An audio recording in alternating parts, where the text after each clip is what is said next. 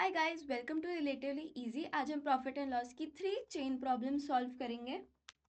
तो first question है, a grocery store runs a promotion where 3 items are given free for every 8 items purchased. If the shopkeeper marks up the items by 16.66%, what will be the profit or loss percentage when a customer buys 8 items under this offer? पहले तो हम सबसे पहला काम chain problem में करेंगे diagram बनाने का। अब जब तुमने ये फर्स्ट लाइन पढ़ी जहाँ पे 3 items are given for free, जब हमने 8 आइटम्स परचेज करे कस्टमर ने, इससे क्या याद आया? Number of quantity method. इसमें क्या होता था, जितना फ्री दिया शॉपकीपर ने अपॉन जितना एक्चुअली सोल्ड हुआ, मतलब 8 + 3 दैट इज 11। इसका लॉस हुआ शॉपकीपर को, तो मैं इसको डायरेक्ट लॉस में लिख दूं। अब नेक्स्ट पढ़ते हैं। Shopkeeper marks up the items by 16.66%. 16.66 होता है 1/6, तो 1/6 का डायरेक्ट प्रॉफिट। तो what will be the profit or loss percentage when a customer buys 8 items under this offer? अब हमें क्या निकालना है? प्रॉफिट और loss percentage when a customer buys 8 items under this offer. 8 items के बारे में बताना है। तो ये आपको याद होगा, जब मैंने आपको प्रैक्टिस क्वेश्चंस कराए थे उसमें बताया था कि प्रॉफिट परसेंटेज जो होती है ना, वो 1 आइटम की और प्रॉफिट परसेंटेज 2 आइटम की, प्रॉफिट परसेंटेज 8 आइटम की या कुछ भी आइटम की हमेशा इक्वल आती है।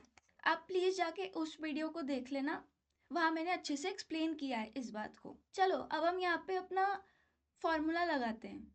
CP इंटू सारे मल्टीप्लाइंग फैक्टर्स, यहाँ पे 1 - 3/11 इंटू 1 + 1/6 इक्वल्स टू SP। और ये सब किसके पॉइंट ऑफ व्यू से हो रहा है? शॉपकीपर के पॉइंट ऑफ व्यू से। चलो तो आएगा क्या? CP into 8/11 into 7/6 equals to SP। तो इसको हम थोड़ा काट लेते हैं, तो ये बन जाएगा CP/SP इक्वल्स टू 33/28। तो इसका मतलब क्या है? जब हमारी CP 33 थी, SP 28 थी, which mean CP is greater than SP, which implies loss. कितने का लॉस? 5 का, है ना। 33 - 28 5 आएगा, तो लॉस परसेंटेज कितनी आ जाएगी? 5/33 इंटू 100%। आप इसे कैलकुलेट कर लेना, इसका आंसर आएगा 15.15%। ठीक है, ये हमारा आंसर था। चलो क्वेश्चन 2 पे आते हैं। A trader marks up the cost price of his goods by 20%. While selling, he uses a defective weighing balance that records 1200 grams as 1 kg. He also gives an 8% discount to all customers. In addition, loyal customers receive an extra 5% discount. If on a particular day he sells goods to 5 loyal customers and 4 non-loyal customers, determine his overall profit or loss percentage for that day. चलो पहले मैं अपना diagram बना रही हूँ। हमें first line में given है कि शॉपकीपर अपना कॉस्ट मार्कअप कर देता है 20% से, तो मैं इसको डायरेक्ट प्रॉफिट की तरह लिख दूँ, 1/5 का डायरेक्ट प्रॉफिट, राइट। और while selling he uses a defective weighing balance that records 1200 grams as 1 kg। मतलब जब वो 1200 ग्राम का राइस अपने वेइंग स्केल पे रखेगा, तो वो वेइंग स्केल बस 1 kg दिखाएगा, दैट इज 1000 ग्राम्स। तो कस्टमर तो बस 1000 ग्राम का पे करेगा, पर उसका तो जेब से 200 ग्राम्स एक्स्ट्रा चला जाएगा ना, तो इसको हम नंबर ऑफ क्वांटिटी मेथड से ही काउंट कर लेते हैं।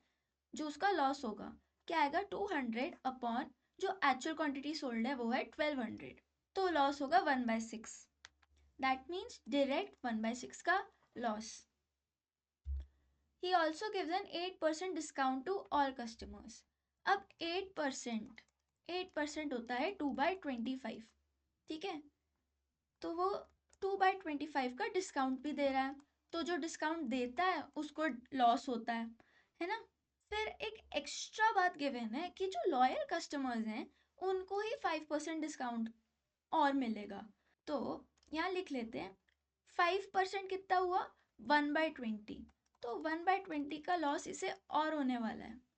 अब ध्यान रखने की बात क्या है, कि जो ये वाला पार्ट है ये नॉन लॉयल कस्टमर्स के लिए है, ठीक है, और जो लॉयल कस्टमर्स हैं उनके लिए ये पूरा वाला पार्ट होगा। अब आगे क्वेश्चन में ना हमसे पूछा है 5 लॉयल कस्टमर्स और 4 नॉन लॉयल कस्टमर्स को जब इसने बेचा तब प्रॉफिट और लॉस परसेंटेज ओवरऑल कितनी हुई। ओवरऑल आ गया है, इसका मतलब ये क्वेश्चन वेटेड एवरेज यूज करेगा, राइट। तो पहले हम एक लॉयल कस्टमर और एक नॉन लॉयल कस्टमर का प्रॉफिट परसेंटेज निकाल लें। तो चलो पहले नॉन लॉयल कस्टमर को कैलकुलेट कर लेते हैं।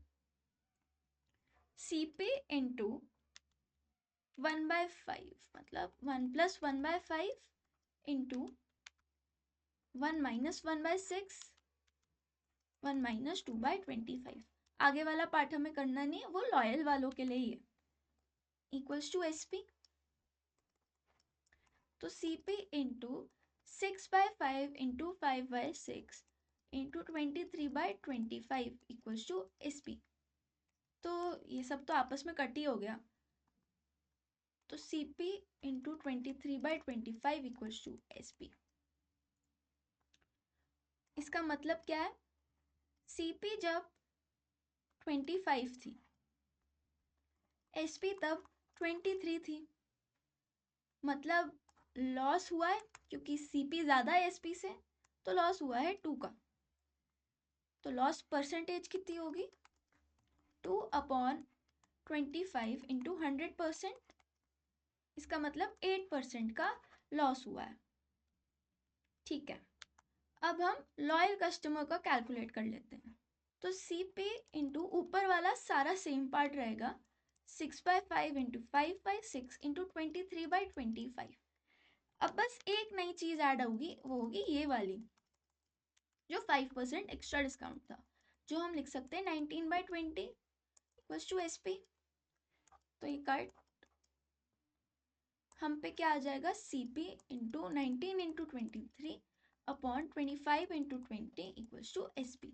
आप इसको कैलकुलेट कर लेना, ये आएगा CP into 437 upon 500 equals to SP।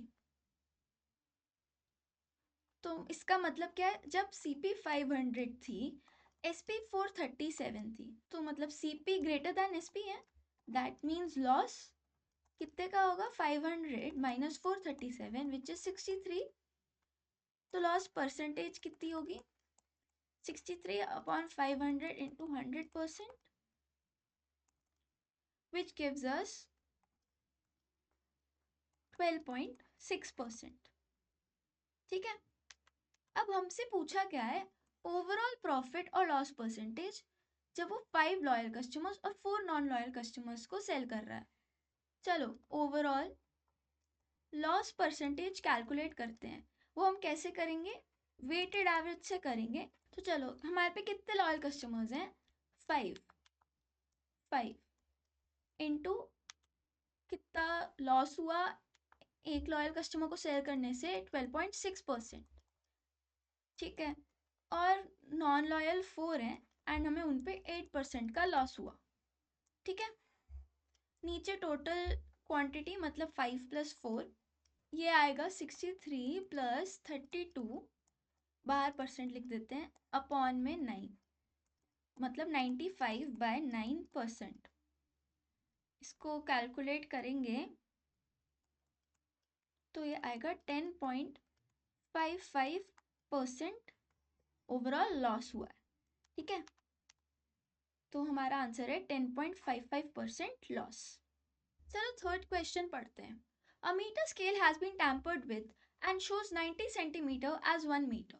During summer, the scale further expands by 20% of its actual length. A trader sells his goods at a 10% markup. However, he is unaware that the wholesaler from whom he purchases goods uses a faulty meter scale where 1 meter actually measures 80 centimeter. What profit or loss percentage does the trader incur during the summer? ठीक है, तो इस question के लिए पहले मैं diagram बना लेती हूँ अपना। अब पहली लाइन में हमें गिवन है कि जो हमारा मीटर स्केल 100 सेंटीमीटर का होना चाहिए वो 90 सेंटीमीटर का है एक्चुअली में, मतलब यहाँ चीटिंग चल रही है ना। तो नंबर ऑफ क्वांटिटी मेथड के अकॉर्डिंग हमारे पे 10 सेंटीमीटर का डायरेक्ट प्रॉफिट हो रहा है शॉपकीपर को जब वो 90 सेंटीमीटर बेच रहा है। तो यहाँ पे 1/9 का डायरेक्ट प्रॉफिट लिख दो, ठीक है। During summer the scale further expands by 20% of its actual length. तो समर में जो ये 90 सेंटीमीटर का स्केल था वो 20% से एक्सपैंड हो जा रहा है, और 90 इंटू 1.2 कर दो, 108 सेंटीमीटर का हो जाता है। अब जो ये 20% ये कस्टमर का डायरेक्ट प्रॉफिट हुआ है ना, क्योंकि उसे तो 20% सीधा ज़्यादा मिल रहा है। क्या लिखेंगे, 1/5 का इंक्रीज कस्टमर के लिए, पर ये शॉपकीपर का तो लॉस है, तो n/d मेथड लगाएं कि कितना लॉस होगा शॉपकीपर को, 1/n+d, विच मीन्स 1/6 का लॉस हो जाएगा।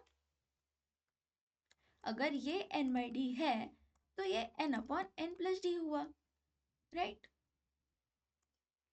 अब आगे क्या लिखा है, trader sales his goods at a 10% markup. 10% markup तो डायरेक्ट प्रॉफिट होता है, दैट मीन्स 1/10 का डायरेक्ट प्रॉफिट।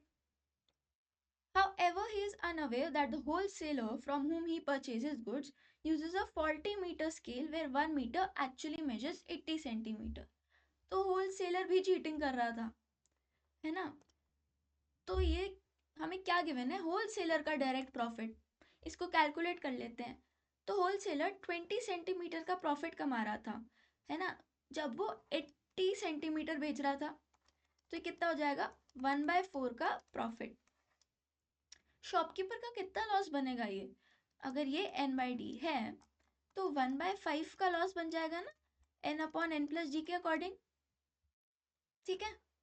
तो अब हम कैलकुलेट कर लेते हैं फॉर्मूला लगा के हमारा, CP इंटू 1 + 1/9, 1 - 1/6, 1 + 1/10 और 1 -